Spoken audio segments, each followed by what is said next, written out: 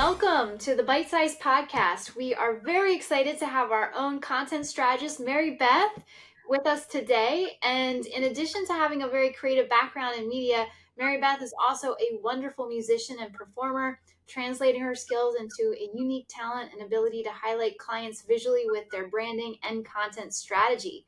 We are so excited to have you join us, Marybeth, and peel back the curtain to reveal a little bit of your role and how you collaborate with our team.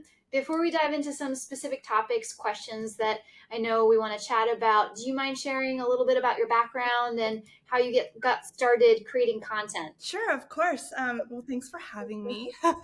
I'm very happy to be here today. I'm totally excited to chat with you guys all about content creation and strategy. So, my background I think I've always just really been interested in visuals and aesthetics and then storytelling as well. I mean, who doesn't like a good story? My whole childhood, I grew up with a very artistic father who taught me how to draw. I went to painting courses.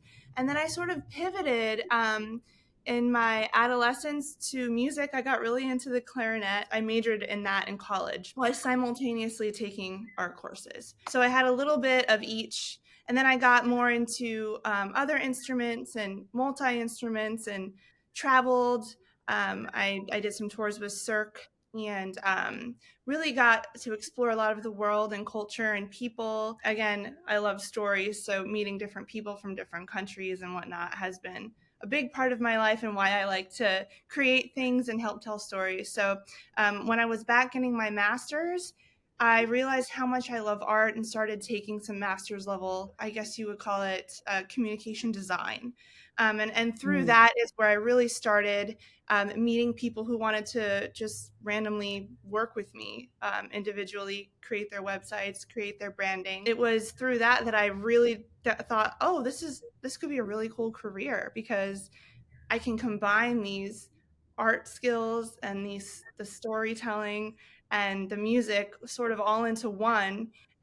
Because I think that's what really helps tell a good story is when you can grab from different elements, bring them all together, bring in all the emotions, all the feelings through those, the art and the design and the sounds and the aesthetics and personality, and bring it into one brand. Essentially is that's what branding is. You combine it all together. So that was sort of my path, is just, I guess, living a life and finding my path along the way sort of came together. That's so cool. How cool is it that's available, right? To like that you are able to do kind of what you love and bring in all of that history, even from, before what your dad was able to teach you and so on, and transfer it into, I mean, right now it's the digital world, right?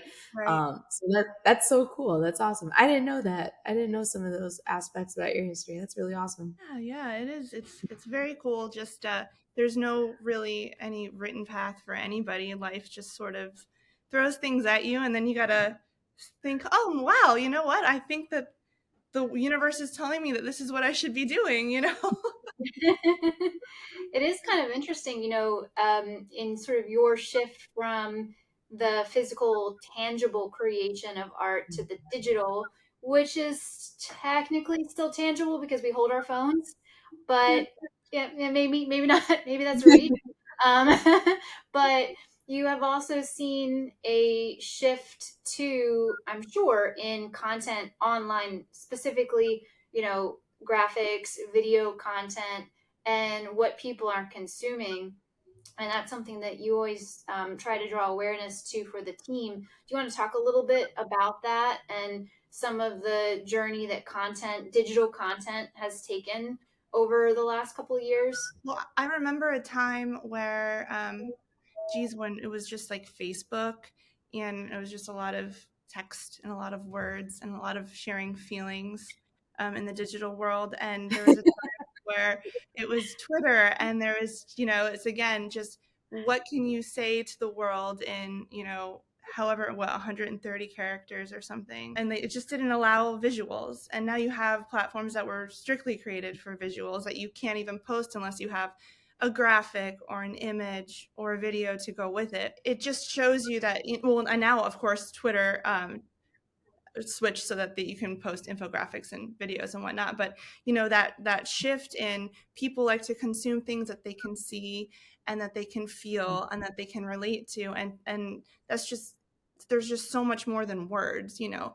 Words are great, but what's going to stop someone scrolling? A word that's designed, a word that's big and colorful. Well, what's going to stop someone from scrolling? Maybe a word that's moving, or maybe a word with a sound translating into the video. So it's all about what's going to grab someone's attention.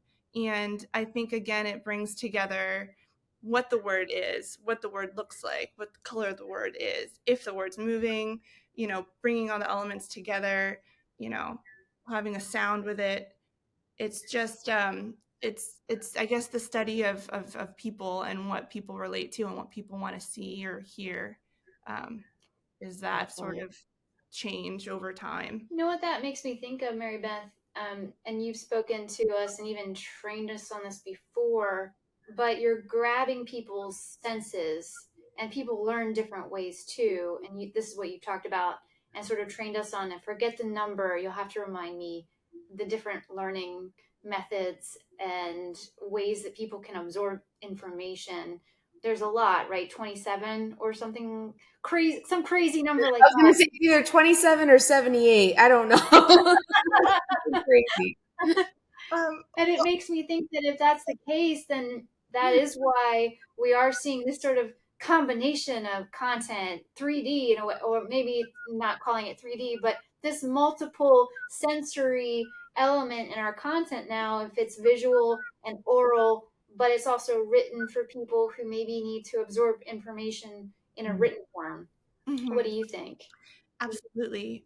So I think I was wrong the first time, but what I understand is there's like maybe 16 different kinds of learners, and it's all a combination of how people think, and how they understand and feel. So yes, some people might learn, or I guess understand and relate to content better if it's in a video, and some people might like something in like a graphic post so they can really take their time and read, and maybe read it again and go back.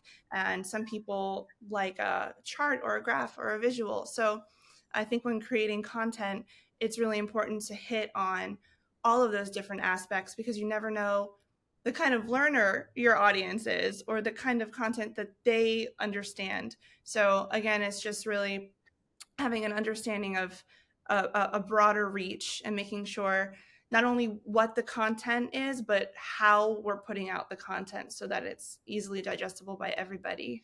You also mentioned, all of these different aspects are parts of a story, right? So, can you talk a little bit about the importance of storytelling, especially in today's world? Like, how do you tell a story in 3 seconds or 15 seconds, right? With either a video or graphics. So in today's like content marketing landscape, tell us a little bit about, some things that you've found helpful in storytelling. Marketing is funny because when you are reaching out to the world, it's like you want to connect with strangers, right? And it's just bizarre, but you want that personal connection, because when you do it, it builds trust. And so I think, again, telling a story is just like one of the best ways to get your audience to know and like and trust you. And so the story doesn't have to be, this like giant fairy tale of like how the business got started and where it is today. It can just be bite-sized. It could just be some cool facts that really relate, because you just want to be relatable to everybody, or as many people as you can be. We had a new client, and he had mentioned the reason why he got into criminal law was because like he had someone very close to him that passed away like unjustly. And I just thought, wow, like I just started paying so much more attention to every word that he was saying and hanging on to it and seeing like how I could put that emotion and that feeling behind, every piece of content that we make from him. Like he's very passionate about what he does. He has a very personal connection to that client, and there's a reason why he's doing it. So I think when you're telling a story, it's understanding why why you're marketing, why they're doing this for their brand, like why they're doing this for their company. And when you have an understanding of the why, it's easier to connect for the branding portion.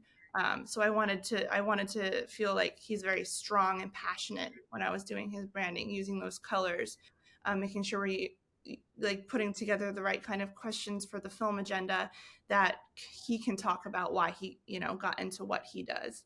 So I think with storytelling, always it's the why, which, in marketing, we like to ask ourselves a lot. But I know we're huge fans of Simon Sinek's books, Start With Why, and all of his other kind of content that he puts out. But that is huge, and even the pieces that you were talking about before, all of it attributes to human behavior and human psychology. And at the end of the day, something that's a compelling story isn't just going to tell people about what someone does. I think it's going to drive some sort of action, whether they're going to follow, and be loyal to the content that someone's putting out, or, take it all the way and contact them for their service in that sense. So, yeah, that's big. Thank you. absolutely. It makes me too, of being purposeful, right? And that's what strategy is, or a large part of it is being purposeful and having an intention behind something. And I love how you describe a little bit of your process, because we want to be intentional with everything that we're doing. And while a strategy like a content strategy might have an overall purpose to it, you're thinking beyond just the digital marketing strategy to what's the intent and the purpose for this client, and how important that is, because you do want people to recognize who they are and what they stand for and their why. So I just love that. I love that you've brought that into your process too. I know that our clients can see that just through how you very carefully plan out their content and their branding, and it's all tied into the messaging as well. So I think that's really cool. Another sort of bookend, if you will, to that, if that's the beginning stage of the process, then the next sort of bookend part is evaluating how content is performing, so that we can go in and fine tune and tweak if necessary, or invest more time and energy in that direction. So, how do you know if the content is working? How do you measure the success of it and track whether we are heading in the right direction? Content marketing, it's a work in progress always, because you want to measure and you want to see what's performing well and what's not, so we know what to avoid, and what is, so that we know what to use more of. So creating case studies of what's performing well is a great way to keep track, and I love how much we do that here. I think it's really helpful, and I think just it's like keeping track of what performs well. Like, is it going to the website? Is it likes? Is it comments? Is it shares? Is it reactions? Is it getting just any sort of response? Because getting a response and getting a connection with people, like, that's huge. And then once you connect with people, you can form relationships, leads, get them to your website or to use the service.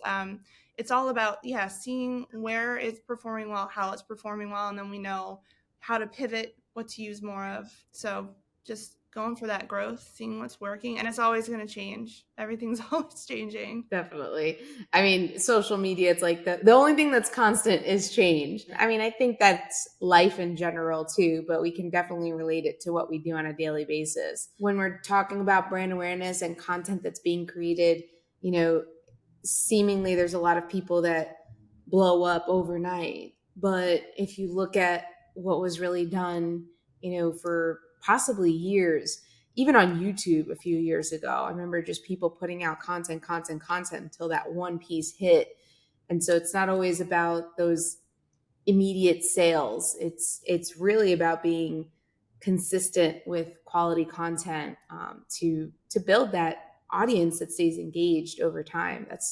I think that's what it kind of comes down to. One of the things that comes up in, I think, our strategies and what you have been able to craft into some of the content strategies, the visual aspect and the written aspect that you were talking about before. I feel like TikTok and YouTube and Instagram, all of these visual platforms that are more geared maybe towards video, have taken into account SEO, right? Search engine optimization, and how people have used Google in the past. We're finding that they're using all these other platforms now to kind of search for different aspects. So, how does that now impact how you craft some of your content strategies? Well, I think it's really thinking about where you're placing those important words. And I like to put them front and center or at the top of a piece of content so that, they're going to stand out. And I think, incorporating various forms of content for SEO is really important. So we're using blog posts, videos, podcasts, infographics, any sort of interactive content, any of that has to have those SEO words, and they have to be sort of front and center so they're not being covered up by anything else. But yeah, I mean, I think one of my favorite things to do when we get a new client is to ask like who their specific competitors are, and see where they're succeeding, and to maybe use some of their keywords and their SEOs, or pivot away from things that aren't working. So it is just being strategic in where you're placing those words and how you're using them and how often you're using them. It is kind of wild, at one point, I guess it was crazy to think that we would be searching Google for the answer to things. And now it's second nature for us, right? And beyond that, people are searching TikTok and social media platforms for the answer to their burning questions, or using it as a knowledge base. And so I think you're speaking directly to that as well, because we are now on different social media platforms looking for the answer. Whether it's true or not, we'll let the audience decide that. You can trust but verify your own results. But the important thing is that those platforms are being used as educational platforms now. And we love to use that for our own clients to make sure that they're getting out that information that's going to help edify and enlighten their audiences, especially in the professional services realm. So it's interesting how not only has the content really changed, but the platforms themselves have changed to allow for that. Even on some of our strategy webinars, we've talked about how hashtags have changed, and hashtags aren't really about helping you find the content as much anymore, really categorizing the content, because all you have to do is type a caption, and that caption can now be searched. Or, similar to what you're saying, the type of video and the type of account will appear depending on the search queries that you're putting into those platforms. So I know we could dive even deeper into the complexities of it, but just the idea of how we use technology and social media is kind of mind blowing. I know, definitely didn't expect us to be here as a kid just learning Google and how to search Ask Jeeves even before Google. So Ask Jeeves. Oh my remember? God. Wow. Throwback. Oh gosh. But I did want to ask too, so we're talking about strategy and a client's content and branding as a whole, but you actually play a large role in their film agendas too. So talk to us a little bit about that. What's the process? What's the mindset when you dive into a fresh film agenda for the first time? Absolutely, yeah. Well, really getting to know the client first is number one. But then I like to just think about like if I wanted to buy or use this service, what would catch my attention? So it sometimes it's very specific, like a very specific thing to the client, and other times it's just something that's very like, hey, stop scrolling, using different forms of sort of attention grabbers. We were talking earlier about, some people would stop scrolling for a picture, some would stop scrolling for a video, but some people would stop scrolling for a certain catchphrase or a hook. And so really like to put a lot of thought behind what's going to grab people's attention in the first like 2 seconds or less.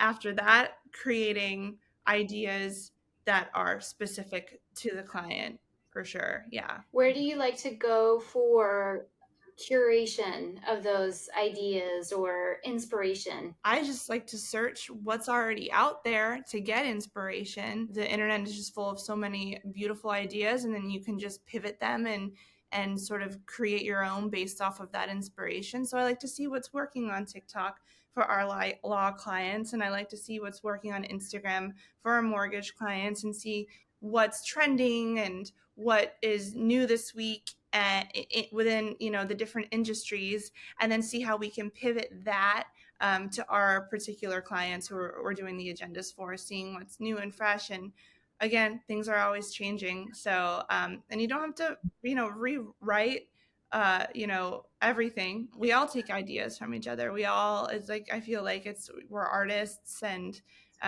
everyone gets inspired from everyone. I'm thinking of, maybe some clients that they have something that maybe they have a logo that they did when they first created their business because someone did it for them. And maybe, after a decade of working with people, they've come more into their own voice. And we have a lot of clients that sometimes come to us and they're like, yeah, I'm thinking about a new logo or this or that. What are some helpful things that someone can tell you about themselves or their business that helps kind of put together that branding? Well, sometimes the logo works really well with like the font that's being used, but maybe it's not quite the right color combination. So understanding the kind of voice that they want to have, like, if they want to show that they're very strong and experienced, I want to use like some bold fonts that are, very sturdy looking, and then some really bold colors, not bold colors, I would say darker colors on the darker side with some pops of color. I mean, every client's different, but if we have a really experienced law client, I wouldn't want to be using like, lime green and, purple bubbly letters or script. That would be more like a Barbie thing. But yeah, I mean, I guess just understanding their voice and their background and what they want. Like if they could describe their business like in like one sentence, that would help me put it into like a visual, I guess. Their elevator pitch, Their so to elevator speak. pitch. Yeah, exactly. That's essentially, I feel like, what a logo is. It's like you look at it and then how does it make you feel and what is it saying, and it shouldn't, logos shouldn't be that elaborate. They should just be, like, oh, I see it, I know what it is. Like Target, you see it, that Target symbol, you don't have to, before I think your brain, like your eyes fully process what it is, your brain already knows that it's the Target symbol. Or if you do like an audio logo, with McDonald's, it's da da da ba ba, whatever. It's that, and you know what it is. You don't have to say anything else. You see the logo in your mind, you can smell the French fries. But yeah, logos are simple, they're short, they're sweet. And so even though they're simple and short and sweet, there's still a lot of thought that goes behind them. There's a lot of theory and strategy that goes behind making something that simple that sends a message at the same time. Definitely. That's super helpful. Yeah. So next time someone asks for something, it's like, okay, what's your elevator pitch? That's what's going to help us Yes. put it together. Love it. Well, I know we have a couple of other potential questions, but I think the biggest question that I'm sure audiences might find intriguing is, what do you want clients to know, Marybeth? Or maybe let me rephrase it. What do you want clients to take away from their strategy session when we review their content and branding strategy? What do you want them to get out of that session with the team? Or what do you want them to be prepared for, is another way of thinking about it too. Because I'm sure clients go through a lot of different thoughts in their head prior to our session, not sure what to expect. So what would you like them to take away from that or prep for that? So the strategy session is exactly what it sounds like. It's what we've come up with for your branding and for your strategy for the year, and it's it's just it's like an outline. It's a visual outline of what we're gonna do for you, and we can always pivot, but we're branding you and your voice and your company to something that's true to you and that we really believe the audience is going to like, and that you're going to continue to grow. We could send over a whole marketing plan the way people do like SOPs and write it all out, but having the visual I think really helps people kind of see what their caption is going to look like. They Right. see what yeah It's a visual representation of what we're going to put out. And again, it can always be changed, but it should feel like you. It should feel it's a feeling. Honestly, it should feel like it's coming from your voice, and it should feel like it's what you believe in and what your company stands for, and what you want to do for your clients. So I would say just go in there and get excited, because we put a lot of thought and work into your strategies, and we want you to love them, and we want it to be right. So just go in and take a look at everything and pay close attention, and if you like it, we are off to the races, excited to get going for you guys. Absolutely. That's awesome. Well, all that being said, that thank you so much, Marybeth, for joining us today. But we're not going to let you off the hook that easily. We want everyone to know the real Marybeth, and so I've got some questions for you that'll tell us who you are. No, I'm just kidding. We love the quick fire questions, these kind of rapid fire questions, because I think it keeps us on our toes. So the first question I have for you, you're extremely talented, Marybeth. You have a lot of different talents and a lot of history behind the talents, a lot of experience. But what I need to know is, what's the most useless talent that you have? Oh my gosh. The first thing that came to my mind, I don't know though. I can twist my arm all the way around, both of them, like a circus freak. Both of them at the same time? Yeah. My dad used to take me to parties when I was a kid and show all his friends. Well, I guess it wasn't completely useless, but that's great.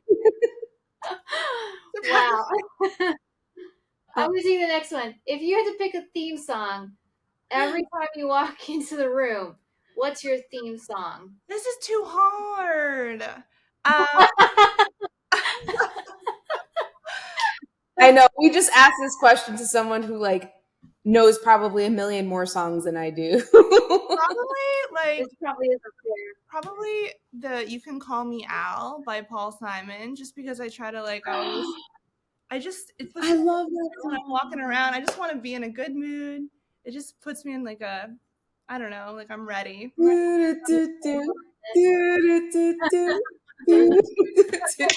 That's great. We need the little drumstick of the. You got all three hands in there. You got trumpet, saxophone, trombone, and then there's that little penny whistle solo. You have all these fun elements. I love it.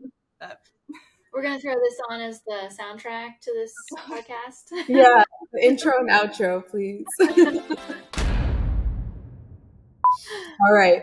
So, what is your spirit animal, and why do you think it represents you? Okay, definitely the panda.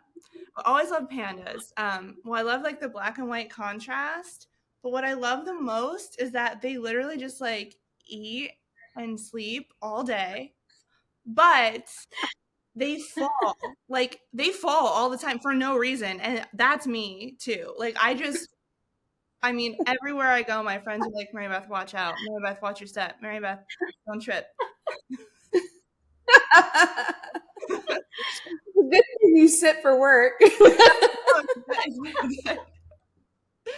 Yeah. I mean, I've fallen off stages. I've walked right off stage before. I'm not even kidding. I was in Canada. I heard the whole front row go, oh, as I went down.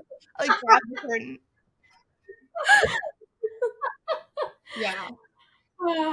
Well, it's a good thing you can laugh at yourself. It is what it is. Oh, goodness. Okay. Go ahead. You take this one. If you were a brand, what would your slogan be? This is a hard one. I'm going to chat I GPT thought some that we were stuff. gonna like share these questions. I'm Surprise! not ready for this. Maybe that should be it.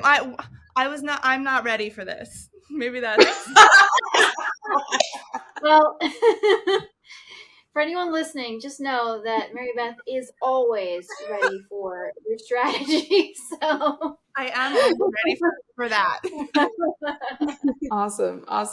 Well, thank you so much for joining us on the Bitesized podcast today, Marybeth. We are so excited that we get to work alongside you every day. And we're even more excited that we can share some of your background and your personality with our clients and whoever is listening to us today. So once again, this was Marybeth, Melissa, and Rebecca, and we're out on the Bitesized podcast.